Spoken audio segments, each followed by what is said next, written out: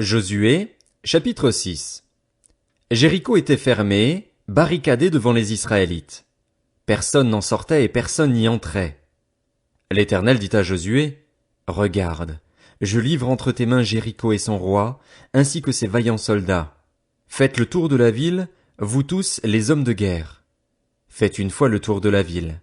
Tu agiras ainsi pendant 6 jours. 7 prêtres porteront 7 trompettes retentissantes devant l'arche. Le 7e jour, vous ferez 7 fois le tour de la ville et les prêtres sonneront de la trompette. Quand ils sonneront de la corne retentissante, quand vous entendrez le son de la trompette, tout le peuple poussera de grands cris. Alors la muraille de la ville s'écroulera et le peuple montera à l'attaque, chacun devant soi.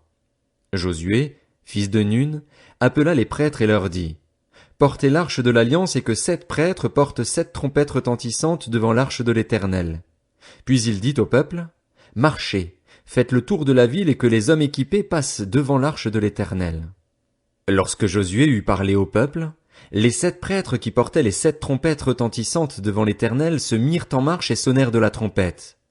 L'arche de l'alliance de l'Éternel allait à leur suite.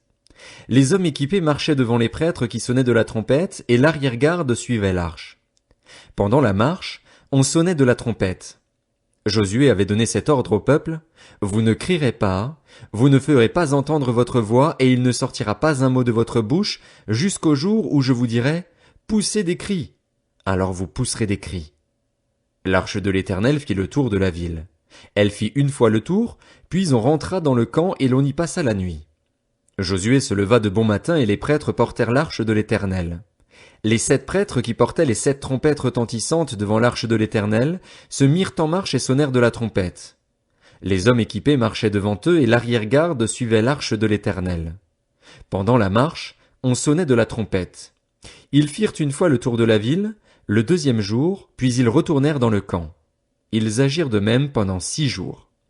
Le 7e jour, ils se levèrent de bon matin dès l'aurore, et ils firent de la même manière 7 fois le tour de la ville. Ce fut le seul jour où ils firent 7 fois le tour de la ville. La 7e fois, comme les prêtres sonnaient de la trompette, Josué dit au peuple, « Poussez des cris, car l'Éternel vous a livré la ville. La ville sera vouée à l'Éternel, elle et tout ce qui s'y trouve.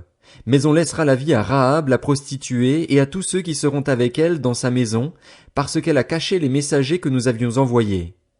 Seulement, gardez-vous bien de toucher à ce qui sera voué à la destruction. En effet, si vous preniez de ce que vous aurez voué à la destruction, vous mettriez le camp d'Israël sous une menace de destruction et vous causeriez son malheur. Tout l'argent et tout l'or, tous les objets en bronze et en fer seront consacrés à l'Éternel et entreront dans le trésor de l'Éternel. » Le peuple poussa des cris et les prêtres sonnèrent de la trompette. Lorsque le peuple entendit le son de la trompette, il poussa de grands cris et la muraille s'écroula. Le peuple monta dans la ville, chacun devant soi. Ils s'emparèrent de la ville et vouèrent à la destruction, en le passant au fil de l'épée, tout ce qui s'y trouvait, hommes et femmes, enfants et vieillards, jusqu'aux bœufs, aux brebis et aux ânes. Josué dit aux 2 hommes qui avaient exploré le pays, « Entrez dans la maison de la femme prostituée et faites-en sortir cette femme et tous les siens, comme vous le lui avez juré. » Les jeunes espions entrèrent chez Rahab et en firent sortir Rahab, son père, sa mère, ses frères et tous les siens. Ils firent sortir tous les membres de sa famille et les installèrent en lieu sûr, à l'extérieur du camp d'Israël. Ils brûlèrent la ville et tout ce qui s'y trouvait. Toutefois, ils mirent dans le trésor de la maison de l'Éternel l'argent, l'or et tous les objets en bronze et en fer. Josué laissa la vie à Rahab la prostituée, à sa famille et à tous les siens. Elle a habité au milieu d'Israël jusqu'à aujourd'hui, parce qu'elle avait caché les messagers que Josué avait envoyés pour explorer Jéricho. Ce fut alors que Josué jura, « Maudit soit devant l'Éternel l'homme qui se lèvera pour reconstruire cette ville de Jéricho.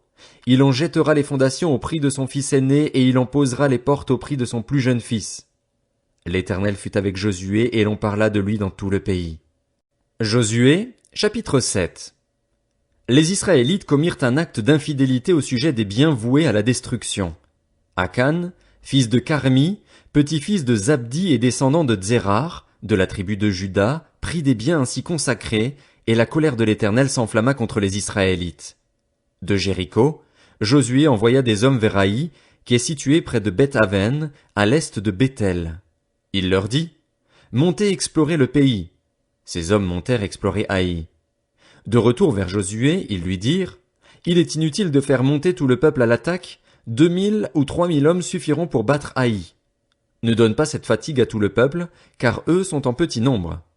Ainsi, 3000 hommes environ se mirent en marche, mais ils prirent la fuite devant les habitants d'Haï.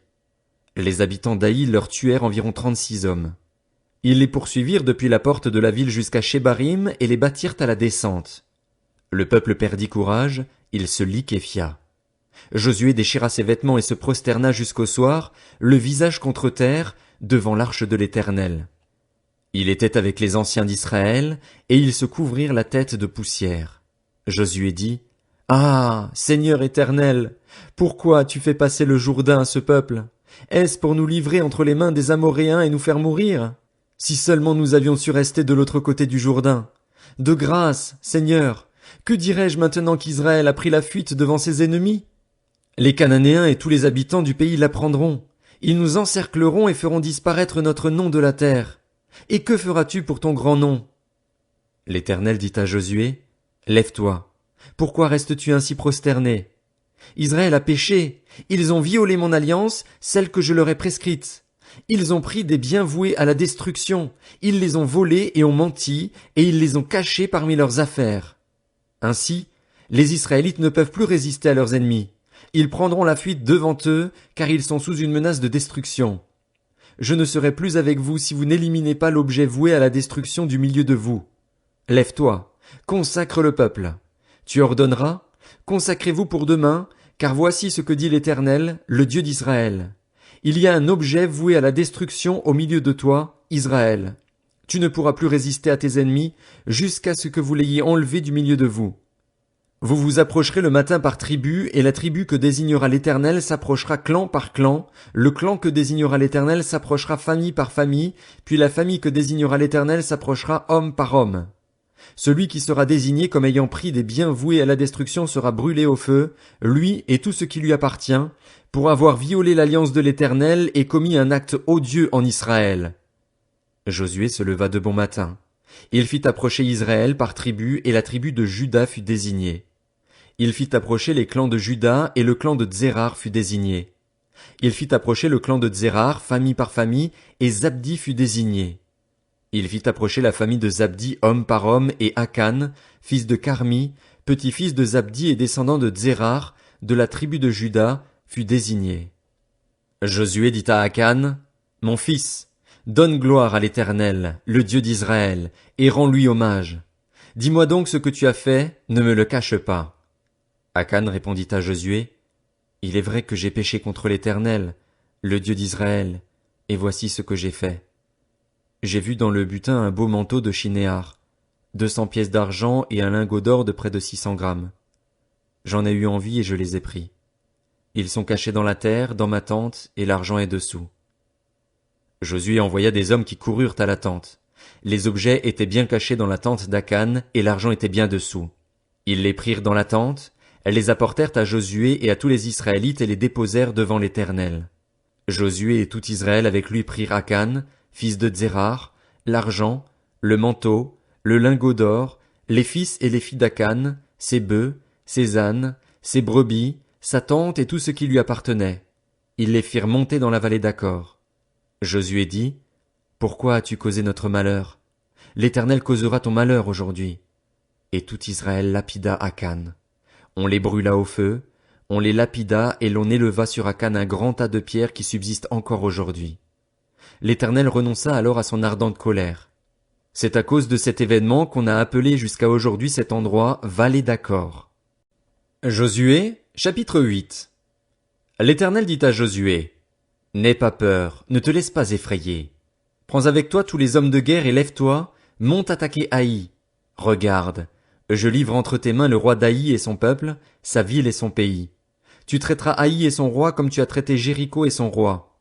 Toutefois, vous garderez pour vous le butin et le bétail.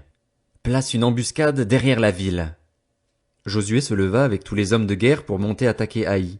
Il choisit 30 000 vaillants hommes, qu'il fit partir de nuit et auxquels il donna cet ordre. « Écoutez, vous vous mettrez en embuscade derrière la ville. Ne vous éloignez pas beaucoup de la ville et soyez tous prêts. De mon côté, avec tout le peuple qui m'accompagnera, nous nous approcherons de la ville. Quand ils sortiront à notre rencontre comme la première fois, nous prendrons la fuite devant eux. Ils nous poursuivront jusqu'à ce que nous les ayons attirés loin de la ville, car ils se diront, ils fuient devant nous comme la première fois. Et nous prendrons la fuite devant eux. Vous quitterez alors votre cachette et vous vous emparerez de la ville, et l'Éternel, votre Dieu, la livrera entre vos mains. Quand vous aurez pris la ville, vous y mettrez le feu. Vous agirez comme l'Éternel l'a dit, c'est l'ordre que je vous donne. Josué les fit partir et ils allèrent se placer en embuscade entre Béthel et Haï, à l'ouest d'Haï. Quant à Josué, il passa cette nuit-là au milieu du peuple. Josué se leva de bon matin, passa le peuple en revue et marcha contre Haï. Il était à la tête du peuple avec les anciens d'Israël. Tous les hommes de guerre qui l'accompagnaient montèrent et s'approchèrent d'Haï. Une fois arrivés en face de la ville, ils installèrent leur camp au nord d'Haï, dont ils étaient séparés par la vallée. Josué prit environ 5000 hommes et les plaça en embuscade entre Béthel et Haï, à l'ouest de la ville. Lorsque tout le camp eut pris position au nord de la ville, et l'embuscade à l'ouest de la ville, Josué s'avança cette nuit-là au milieu de la vallée. Lorsque le roi d'Haï vit cela, les habitants d'Haï s'empressèrent de se lever et sortirent à la rencontre d'Israël pour le combattre. Le roi se dirigea avec tout son peuple vers un endroit fixé, du côté de la plaine, sans savoir qu'il y avait derrière la ville une embuscade contre lui. Josué et tout Israël firent semblant d'être battus devant eux et s'enfuirent par le chemin du désert. Alors tout le peuple qui était dans la ville se rassembla pour se mettre à leur poursuite. Ils poursuivirent Josué et furent ainsi attirés loin de la ville. Tous les hommes d'Haï et de Béthel, sans exception, sortirent contre Israël. Ils laissèrent la ville ouverte et poursuivirent Israël. L'Éternel dit à Josué, « Tends vers Haï le javelot que tu tiens, car je vais la livrer en ton pouvoir. » Josué tendit le javelot qu'il tenait vers la ville. Dès qu'il eut tendu la main, les hommes en embuscade sortirent rapidement de l'endroit où ils étaient. Ils pénétrèrent dans la ville, s'en emparèrent et s'empressèrent d'y mettre le feu. En regardant derrière eux, les habitants d'Haï virent la fumée de la ville monter vers le ciel, et ils ne purent se sauver d'aucun côté. Le peuple qui fuyait vers le désert se retourna contre ses poursuivants. En effet, Josué et tout Israël, voyant que la ville avait été prise par les hommes de l'embuscade, et que la fumée de la ville montait, se retournèrent et battirent les habitants d'Haï. Les autres sortirent de la ville à leur rencontre et les habitants d'Haï furent cernés de tous côtés par Israël. Israël les battit sans leur laisser un survivant ni un fuyard. Ils prirent le roi d'Haï vivant et l'amenèrent à Josué. Lorsqu'Israël eut fini de tuer tous les habitants d'Haï dans la campagne, dans le désert où ceux-ci l'avaient poursuivi, en les passant jusqu'au dernier au fil de l'épée, tout Israël revint vers Haï et la frappa du tranchant de l'épée. Il y eut au total 12 000 personnes tuées ce jour-là, hommes et femmes confondus, tous habitants d'Haï.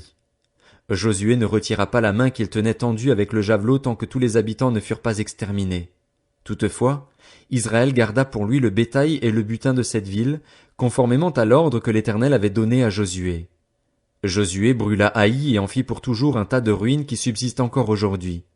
Il fit pendre le roi d'Haï à une potence et l'y laissa jusqu'au soir. Au coucher du soleil, Josué ordonna qu'on descende son cadavre du bois. On le jeta à l'entrée de la ville et l'on éleva sur lui un grand tas de pierres qui subsistent encore aujourd'hui. Alors Josué construisit un autel en l'honneur de l'Éternel, le Dieu d'Israël, sur le mont Ébal, comme Moïse, le serviteur de l'Éternel, l'avait ordonné aux Israélites. Il le construisit en respectant ce qui est écrit dans le livre de la loi de Moïse, c'était un autel en pierre brute, qu'on ne travailla pas avec le fer. Ils y offrirent des holocaustes à l'Éternel et ils présentèrent des sacrifices de communion. Là, Josué écrivit sur les pierres une copie de la loi que Moïse avait écrite devant les Israélites. Tout Israël, avec ses anciens, ses officiers et ses juges, se tenait des deux côtés de l'arche, devant les prêtres, les Lévites, qui portaient l'arche de l'alliance de l'Éternel. Les étrangers comme les Israélites de naissance étaient là, une moitié du côté du mont Garizim, l'autre moitié du côté du mont Ébal, conformément à l'ordre qu'avait précédemment donné Moïse, le serviteur de l'Éternel, pour bénir le peuple d'Israël. Josué lut ensuite toutes les paroles de la loi, les bénédictions et les malédictions, suivant ce qui est écrit dans le livre de la loi. Il lut la totalité de ce que Moïse avait prescrit devant toute l'assemblée d'Israël, avec les femmes et les enfants ainsi que les étrangers qui vivaient au milieu d'eux.